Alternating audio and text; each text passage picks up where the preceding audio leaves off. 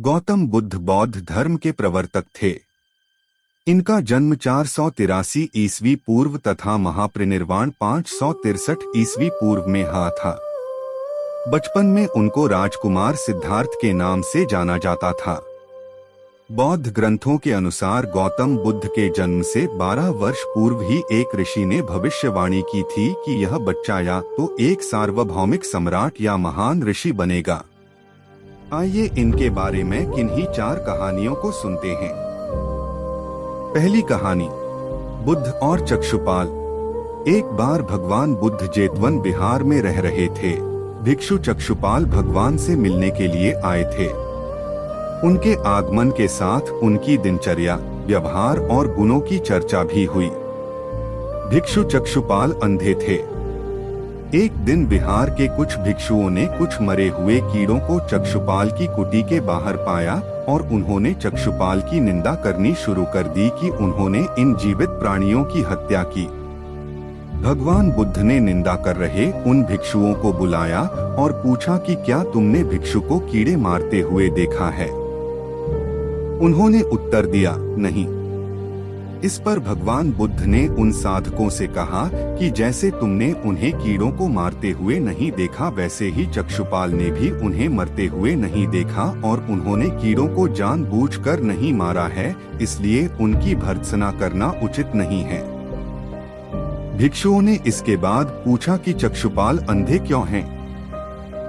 उन्होंने इस जन्म में अथवा पिछले जन्म में क्या पाप किए? भगवान बुद्ध ने चक्षुपाल के बारे में कहा कि वे पूर्व जन्म में एक चिकित्सक थे। एक अंधी स्त्री ने उनसे वादा किया था कि यदि वे उसकी आंखें ठीक कर देंगे तो वह और उसका परिवार उनके दास बन जाएंगे। स्त्री की आंखें ठीक हो गईं, पर उसने दासी बनने के भय से यह मानने से इनकार कर दिया। चिकित्सक को तो पता था कि उस स्त्री की आंखें ठीक हो गई हैं। वह झूठ बोल रही है। उसे सबक सिखाने के लिए या बदला लेने के लिए चक्षुपाल ने दूसरी दवा दी। उस दवा से महिला फिर अंधी हो गई।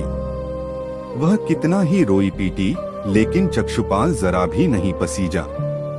इस पाप के फलस्वरूप अगले जन्म में चिकित्सक को अंधा बनना पड़ा। दूसरी कहानी, परिश्रम और धैर्य। एक बार भगवान बुद्ध अपने अनुयायियों के साथ किसी गांव में उपदेश देने जा रहे थे। उस गांव से पूर्व ही मार्ग में उन लोगों को जगह जगह बहुत सारे गड्ढे खुदे हुए मिले।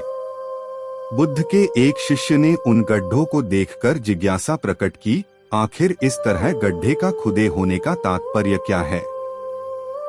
बुद्ध बोले, पानी की तलाश में किसी व्यक्ति ने इतने गड्ढे खोदे हैं।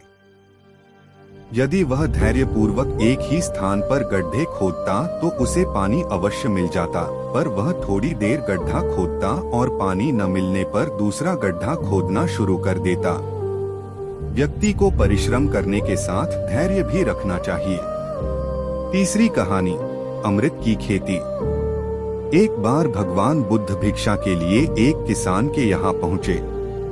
तथागत को भिक्षा के लिए आया देखकर किसान उपेक्षा से बोला, श्रमण, मैं हल जोतता हूँ और तब खाता हूँ। तुम्हें भी हल जोतना और बीज बोना चाहिए और तब खाना खाना चाहिए।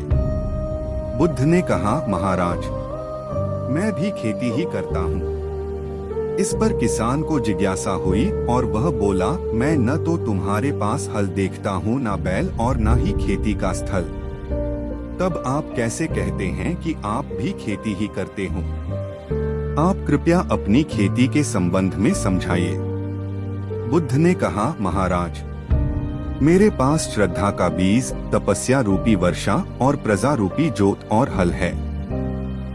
पाप भीरुता का दंड है, विचार रूपी रस्सी है, स्मृति और जागरूकता रूपी हल की फाल और पेनी है। मैं वचन और कर्म में संयत रहता हूँ। मैं अपनी इस खेती को बेकार घास से मुक्त रखता हूँ और आनंद की फसल काट लेने तक प्रयत्नशील रहने वाला हूँ। अप्रमाद मेरा बैल है जो बाधाएं देखकर भी पीछे मुंह नहीं मोड़ता है। वह मुझे सीधा शांति धाम तक ले जाता है। इस प्रकार मैं अमृत की खेती करता हूँ। चौथी कहानी, दान की महिमा। भगवान बुद्ध का जब पाटलिपुत्र में शुभागमन हुआ तो हर व्यक्ति अपनी अपनी सांपत्तिक स्थिति के अनुसार उन्हें उपहार देने की योजना बनाने लगा।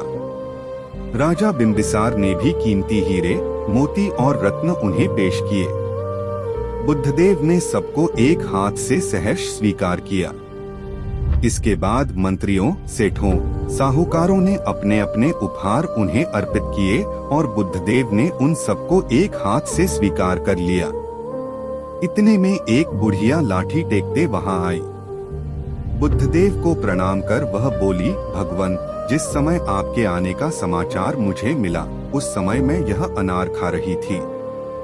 मेरे पास कोई दूसरी चीज न होने के कारण मैं इस अधखाए फल को ही ले आई हूँ। यदि आप मेरी इस तुच्छ भेंट स्वीकार करें तो मैं अहोभाग्य समझूंगी। भगवान बुद्ध ने दोनों हाथ सामने कर वह फल ग्रहण किया। राजा बिंबिसार ने जब यह देखा तो उन्होंने बुद्धदेव से कहा, भगवन क्षमा करें, एक प्रश्न पूछना चाहता हूँ। हम सबने आपको कीमती और बड़े बड़े उपहार दिए जिन्हें आपने एक हाथ से ग्रहण किया, लेकिन इस बुढ़िया द्वारा दिए गए छोटे एवं जूठे फल को आपने दोनों हाथों से ग्रहण किया, ऐसा क्यों? यह सुन बुद्धदेव मुस्कुराए और बोले, राजन, आप सबने अवश्य बहुमूल्य उपहार दिए हैं, किंतु यह सब आपकी संपत्ति का 10वां हिस्सा भी नहीं है।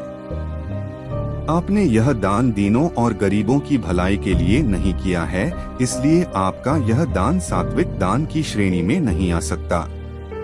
इसके विपरीत इस बुढ़िया ने अपने मुंह का कौर ही मुझे दे डाला है। भले ही यह बुढ़िया निर्धन है, लेकिन इसे संपत्ति की कोई लालसा नहीं है।